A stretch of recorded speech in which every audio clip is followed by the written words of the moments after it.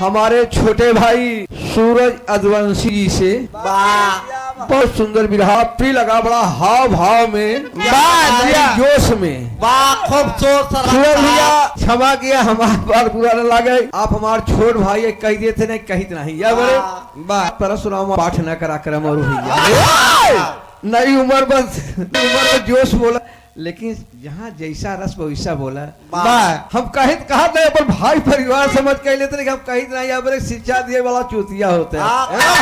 एक एक गीत बड़ा बढ़िया बढ़िया हमारे सूरज भैया बढ़िया गीत लगाए, अच्छी बात हम ढूंढते ही रह गए। कहूँ चौकों को मिले छंदों को मिले लेकिन मिला नहीं, ठीक बन नए रूप गावत है भाई या बोले कि आप लोग बहुत दूर तक गावत है, जैसे अनजान जैसे गोचर गलाई वैसे कंचोर बकुला हमारे सूरज भैया ने जैसे देश के रूप देखा तो ऐसे अपना रूप बना दिए। लेकिन हमारा लोग कहना कहा वास्तव तो पिरहा बहुत चला गया, सही पिरहा बहुत दूर चला जाओ बा, अब पिरहावा रही कहाँ गो बा।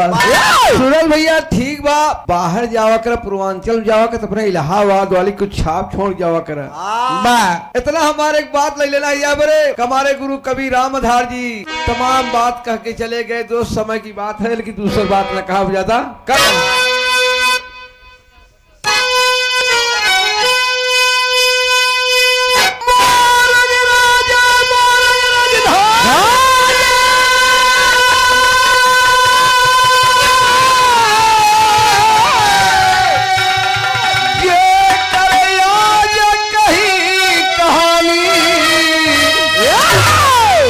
राजा रानी रहले घर में चला,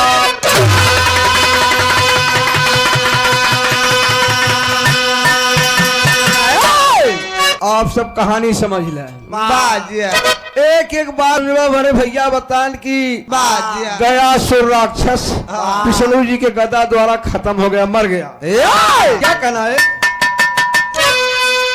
मोरंग राजा थे, मोरंग राजा को मालिक ने कोई औलाद न दिया, न औलाद होने के कारण एक दिन मोरंग राजा अपने रानी से कहा, रानी हाँ अब मैं रात दरबार में नहीं रहूंगा। क्यों क्यों? कहा लोग मुझे देख करके मुंह फेले, एक औलाद न होने के कारण ऐसा रात दरबार किस काम के। आज से मैं घर बार छोड़ करके रात दरबार छोड़ करके जंगल में जाकर के तपस्या करके अपनी जिंदगी व्यतीत कर लूंगा, लेकिन रात दरबार में रहना मुझे उचित नहीं है। बाप इसी वक्त तज लगत है हमारे सूरज भैया अक्सर गाना थी।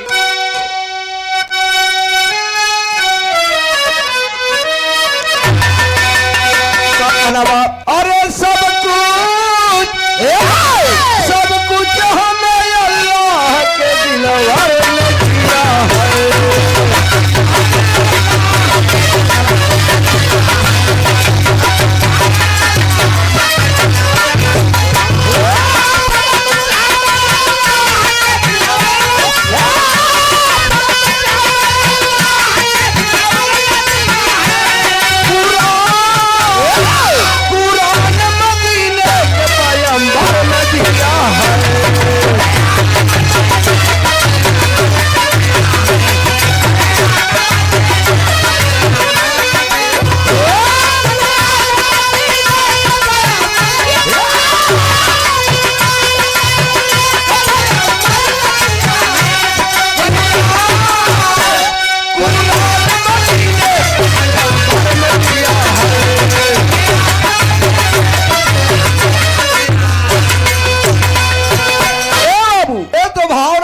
इसी भाव में मोरंग राजा अपने रानी से कहते हैं क्या,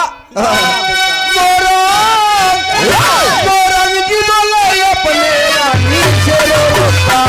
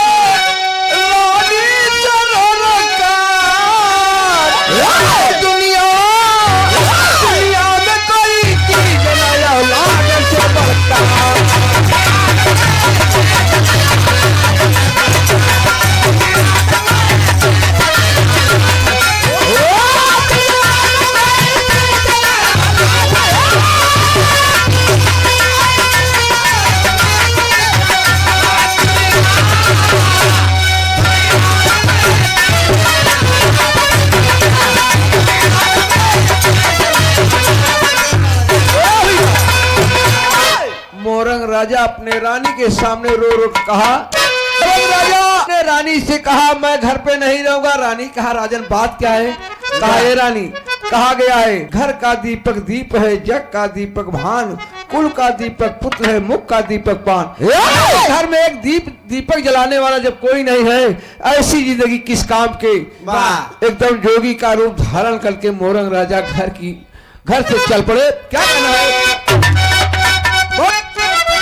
जोगी का रूप धारे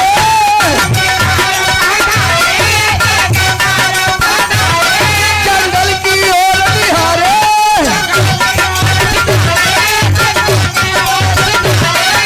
जाकर के जंगल में राजा जी आसन मारे।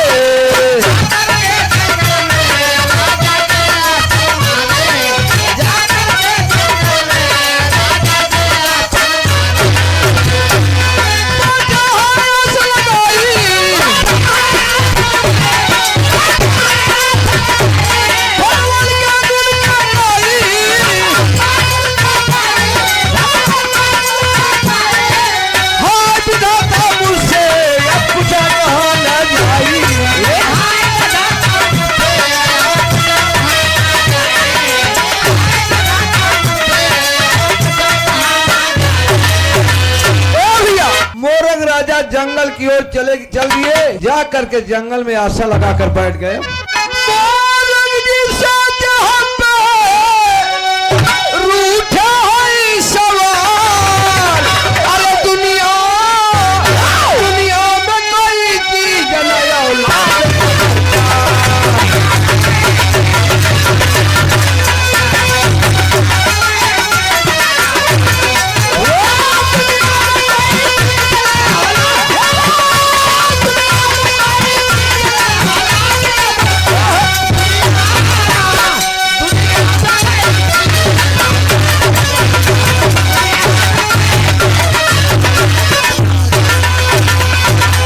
मोरंग राजा जंगल में जाकर के आशा लगा कर बैठ गए।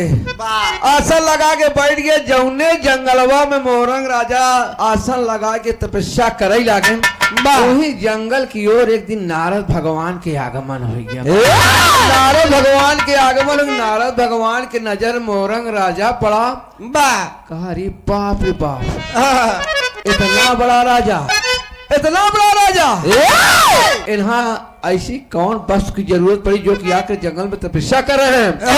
तो तर्ज हमारे सूरज भैया कहो गावत थी। सूरज भैया हमारे वास्तव में तर्ज के मामले में लिखा हम डायरेक्टर कहीं थी। कहो में सारा समय खाई सूरज भैया का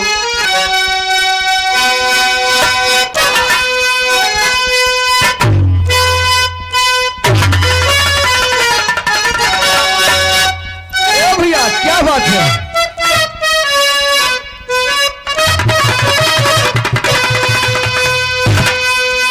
देखा कौनो नई लड़की अपने ससुरे से वापस आई रहा है। ऐसे नौजवान आए मेरे सूरज भैया की नहीं, इतनी चढ़ रहा है कुछ छत कुदल रहा है अपने भैया, अपने सूरज भैया की नहीं चमकीली रहा है। और ससुरे से आए रहा है, जो ससुरे से आए सावन भादो के महीना में बेचारी घास छोल गई। तो 4-6 सखी रहा, सब तो हंसत बोलता है, लेकिन वो बेचारी मन लटकाए बैठी रहे। अरे बेटी का बेटी काहे मन मारे है?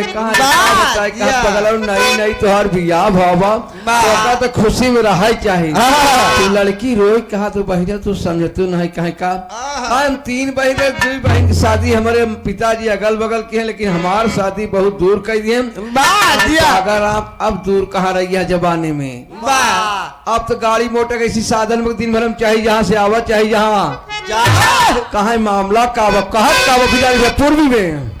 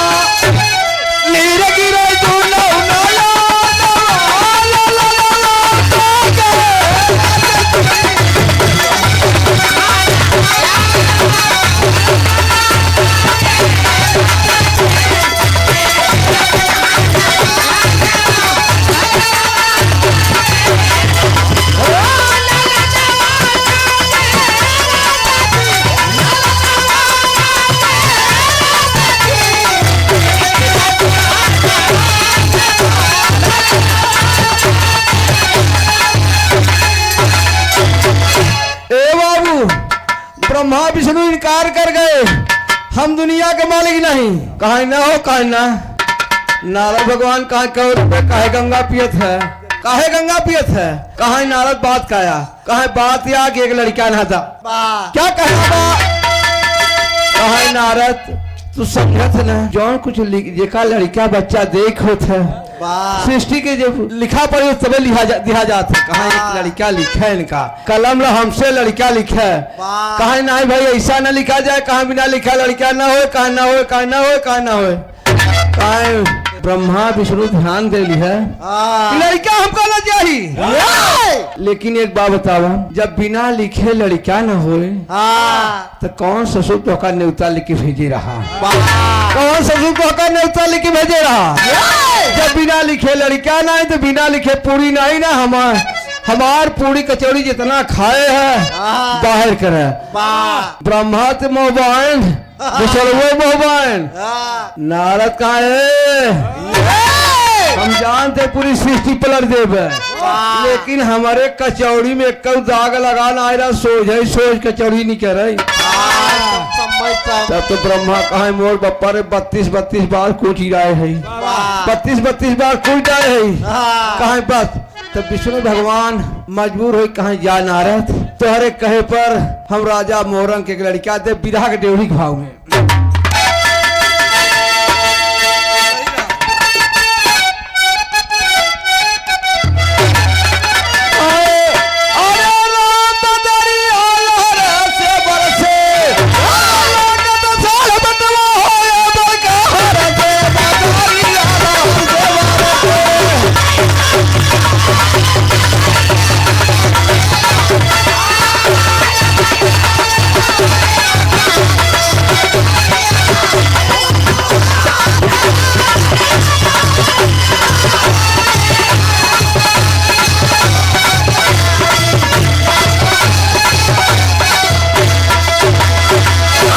विष्णु भगवान कहा जा नारद आज के 9वें महीना मोरंग राजा के रानी से एक लड़का होगा। क्या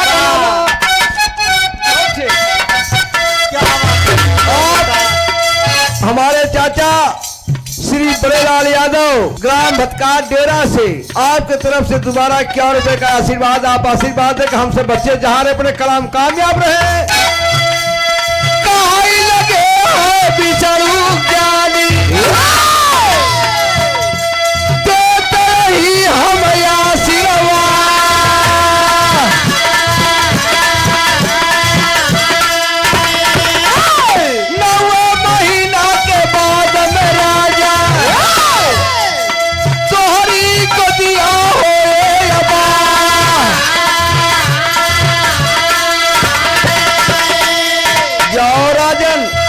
आज के 9वें महीना तोहरे रानी से लड़का हो आशीर्वाद दे करके और चल पड़े कहबा पहुंच गए कैलाशपुरी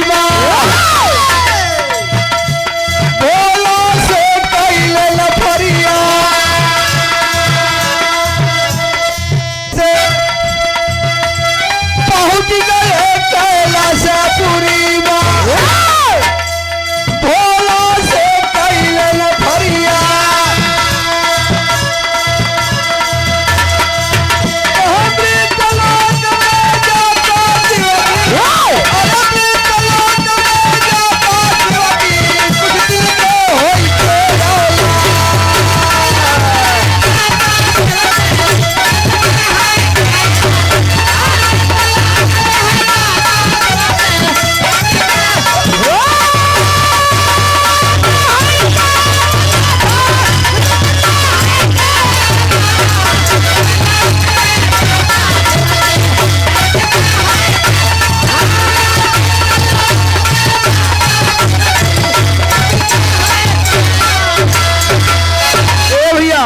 आशीर्वाद दे करके ब्रह्मा विष्णु भोलेनाथ के पास आए। भोलेनाथ से कहा भैया कहा भैया क्या कहना है। कहा भैया अरे भैया तू बड़ा चतुर है। कहा का है हो।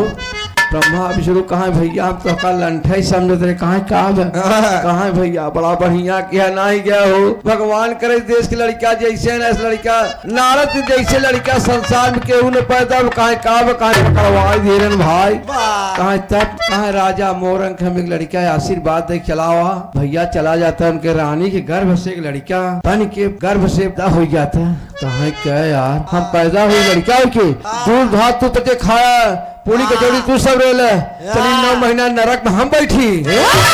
कहा भैया बात मान नहीं, लड़का न हो तो तीनों लोग के बात माने न। पुजारी भैया समय के भाव कितना कि काहे बारे भाऊजी, काहे बारे भाऊजी, अरे मानो दायु का काहे बारे भाऊजी।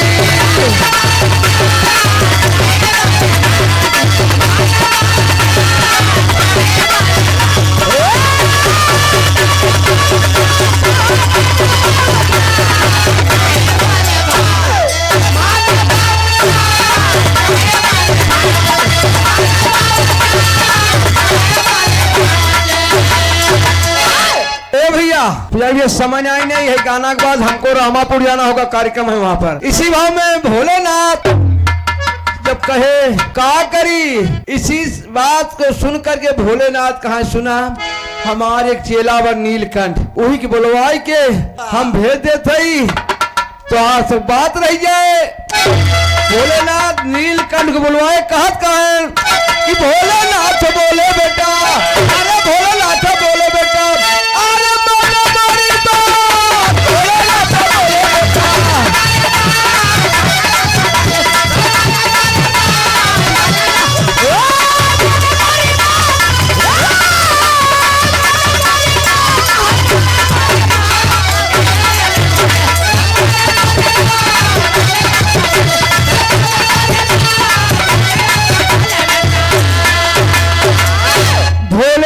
बोले बेटा माना मोरी बात, कुछ दिन को हो के तू ही जाता है औलाद। यही बात समझाए कि भोलेनाथ नीलकंठ को भेज दिया राजा मोरंग के घर, कहा जाओ नीलकंठ उनके रानी के गर्भ से पैदा हो जाओ, हो भैया पढ़ाई का सारे के लोग से नीलकंठ चला।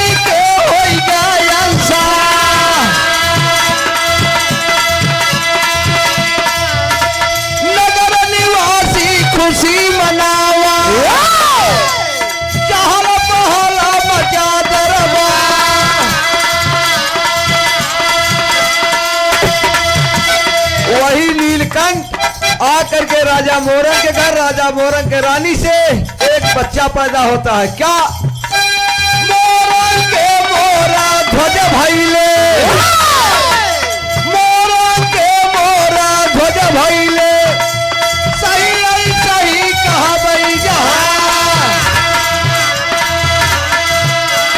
स्वामी की प्राण जदि कही गए, स्वामी की प्राण जदि कही गए